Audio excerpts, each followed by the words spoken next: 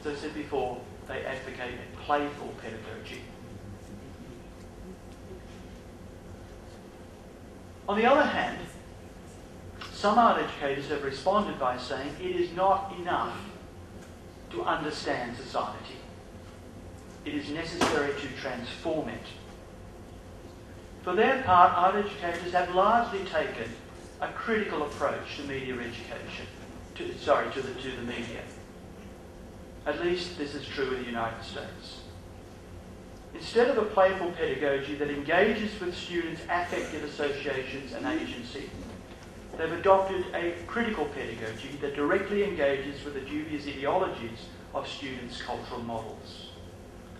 They seek to transform student consciousness, having them reject the narcissism of a consumer culture and adopt what they regard as the politically correct. Media educators argue that, look, we once adopted such an approach, such a critical pedagogy, and what we found after long experience was that it doesn't work. Instead of transformation, they found that students learned to just simply regurgitate the language of critical critique, but that it had no bearing on children's lives outside the classroom. Being seen to criticise students' preferred cultural models led to quite unwanted responses.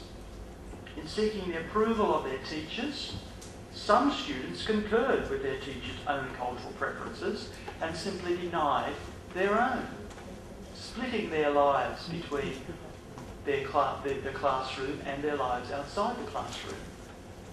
Other students rejected their teachers' critique, although in order to do well in class, they were often willing to let their resistance remain silent.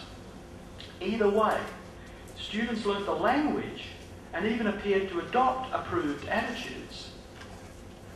But students failed to apply either the language or the attitudes of critique in their everyday lives.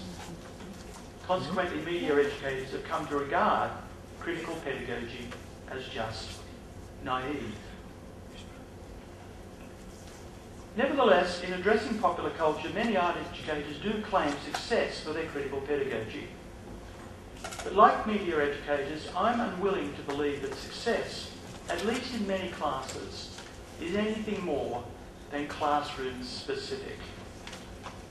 From my study of recent literature, too many art teachers appear eager to accept prima facie evidence, and I suspect they are fooling themselves. I'm inclined to accept the view that teachers can expose the faulty logic of popular culture. That's not that difficult to do. They can identify its telling absences. They can examine its underpinning values, expose its assumptions, and yet have no actual influence on student consciousness.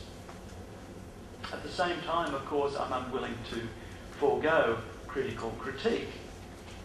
To do so would be to relinquish one's responsibility as an educator. It would be to succumb to both the narcissism of the marketplace and the often pernicious, antisocial, reactionary values of the media. It's not enough to simply understand society. As art educators, it is necessary to attempt to transform it.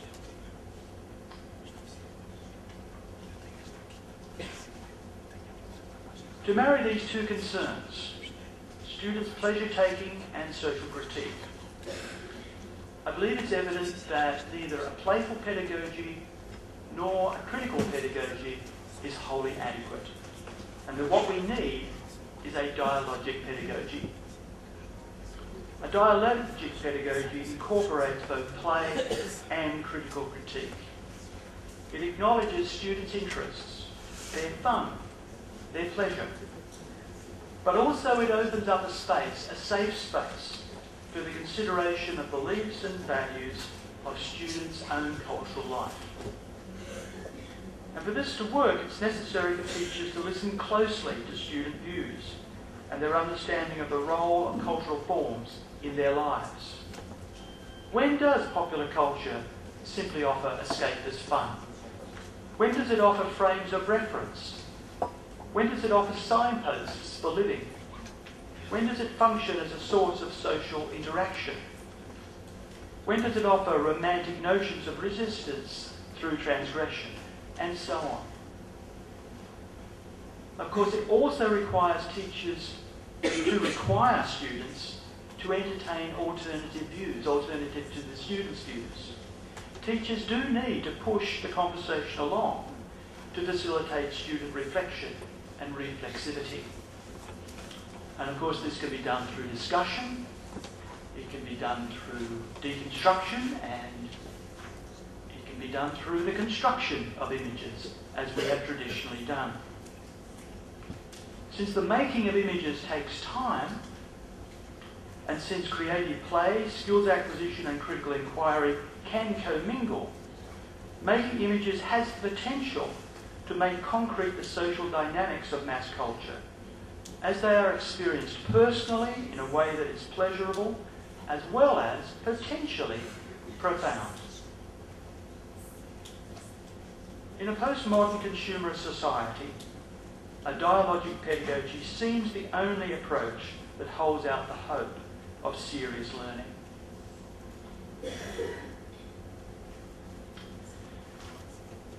To summarise, or what in America are always called take-away points. First, young prosumption has a centuries-long history, but today this has been greatly expanded by the use of digital technology.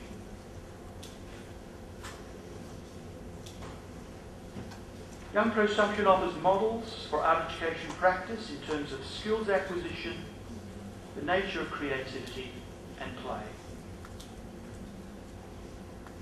And it offers opportunities to consider a range of serious social issues that impact students' lives. It's a very rich resource of social conflicts and moral dilemmas.